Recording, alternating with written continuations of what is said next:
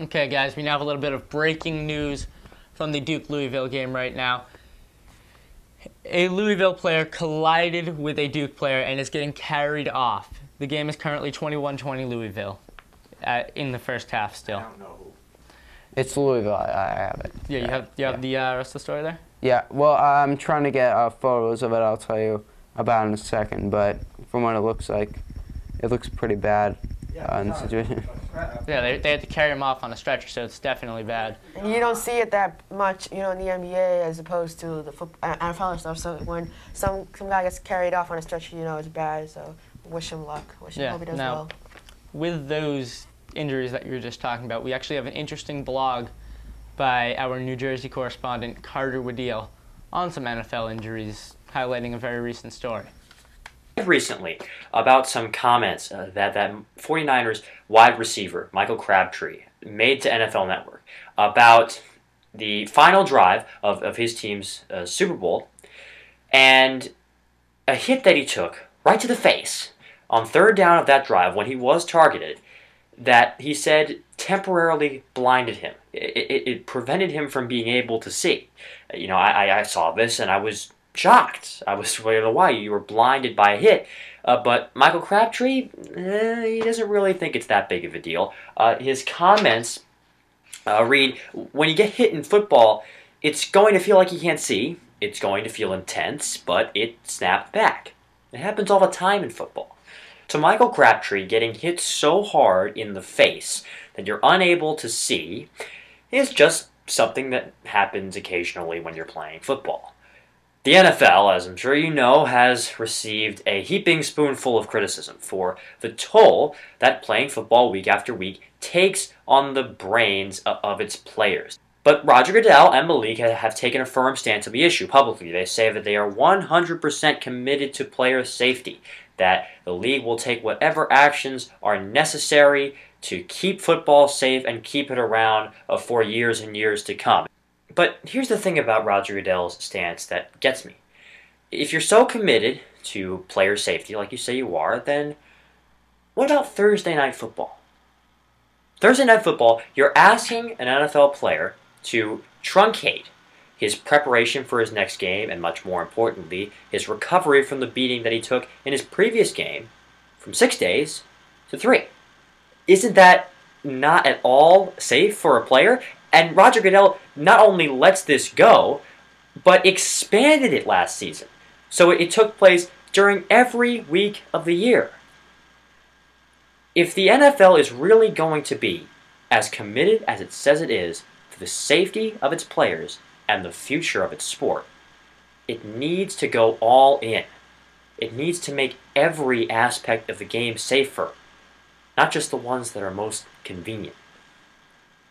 For YBA Sports, I'm Carter Woodeil, and I'll see you. Great stuff by Carter there. We're actually going to go back over to the analyst desk as they have some horrifying news about the story I brought to you right before we went to Carter there. Well, a compound fracture is what's considered more than one fracture to Kevin Ware, who is a bench player for Louisville. It got so bad that Rick Pitino, not exactly known as a crier, was literally crying on the bench. Several of Louisville players were seen vomiting. Now remember, this is considered a routine play. So it's incredible that this happened. Now, right now, Twitter, if you go on there, is like just breaking out with prayers for Kevin Ware. Oh my God, what happened to Kevin Ware? And I think this is going to be something you hear about for a while now. It's very devastating for this guy. It definitely ends his career. There's no question about that. I think thoughts and prayers out to him, especially from him and me and from you. He knows. So. They have just resumed play, I'm hearing from Jimmy, and it's definitely going to be the biggest story coming out of that game, possibly even bigger than the winner of the game. So I think Louisville can take that two ways. They can either be saddened by it and not play well, or they can go out fighting, you know, and be like, all right, let's do this for Kevin. Poor kid, compound fracture in his ankle. Let's win this game for him. Let's make it to the Final Four. So I think if Louisville can turn that momentum, momentum around and use it for positively, they can use it against Duke. All right, guys, we're going to go over to the NFL right now. And we're actually going to start out with the NFL Draft, which is coming in just a few weeks. It will be on Thursday, April 25th, and it will run until the Saturday right after that. Guys, it's obviously almost impossible to predict who the Patriots will draft, as it never really makes sense what they do. They kind of go with, like, it's nothing you can really cover by trends. So I'm not going to ask you who you think the Patriots are going to draft. I'm going to ask you what you think the Patriots should draft. What position do you guys think they should go with? Well, I think they have two needs that are the biggest right now.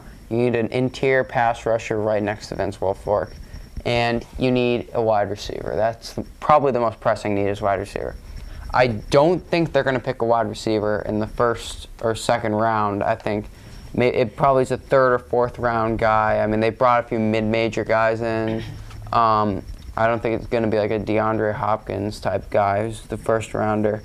But I think those two needs, I think they'll probably, although obviously don't know the Patriots, but if we were the Patriots, I think probably figure with all the interior lineman talent right now you've got in this draft, you've got a lot of it, then you should probably, they'll probably think that they'll go after one.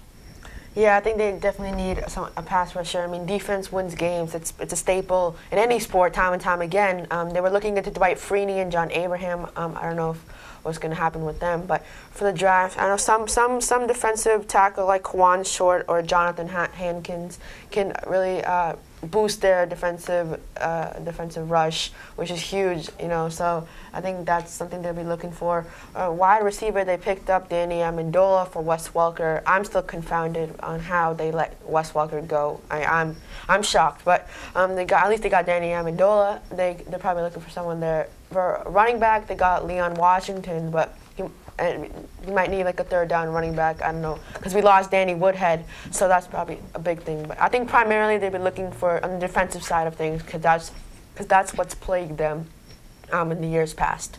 I could see a cornerback going to the Patriots, as they do obviously have one of the weaker secondaries in the league, and you can't really be sure what you're going to get out of Alfonso Denard this year, as he is in some legal trouble.